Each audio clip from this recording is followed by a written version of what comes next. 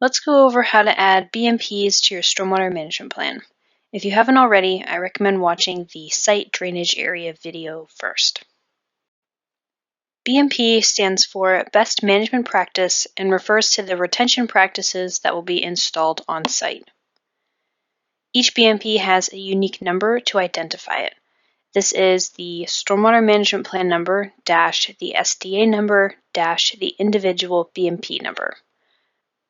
For example, BMP 7366-1-1 is referring to the first BMP added to the first SDA of plan number 7366.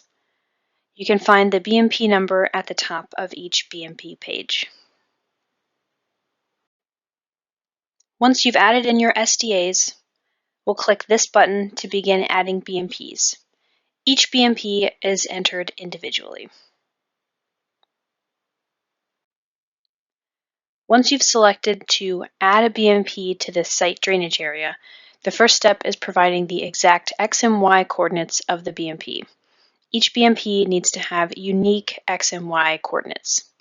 To help facilitate this, there is a map function that allows users to drop a pin.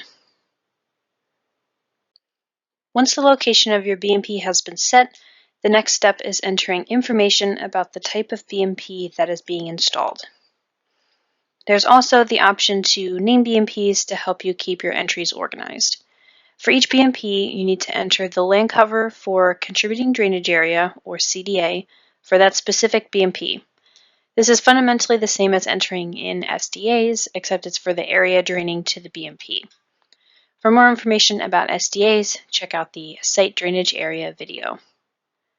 And as always, pre- and post-project total area need to match or you won't be able to save the page.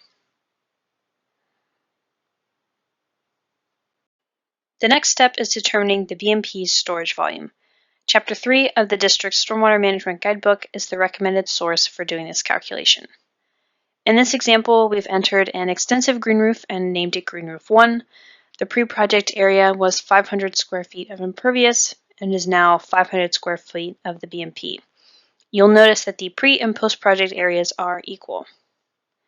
Once you have input your values, the SGS will determine the amount of that storage volume that can count towards the SWRV. Once these fields are completed, you have entered all the specifications for this BMP, and you can hit Save. Now the BMP has been saved, and you can enter additional BMPs within the same SDA. So we're now going to enter a second BMP. Here I'm entering a second BMP, this time an engineered tree pit, and we've named it Bioretention 1. Next, we'll enter the CDA for this BMP. This BMP will be undersized for the CDA.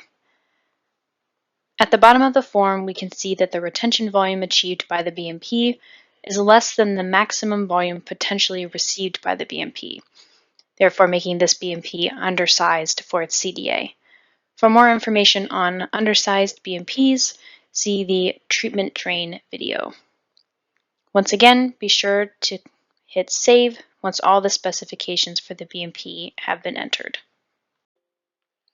I've saved my second BMP, and now you'll notice that there are links at the top of the BMP information form. You can use these links to go to different pages of the plan.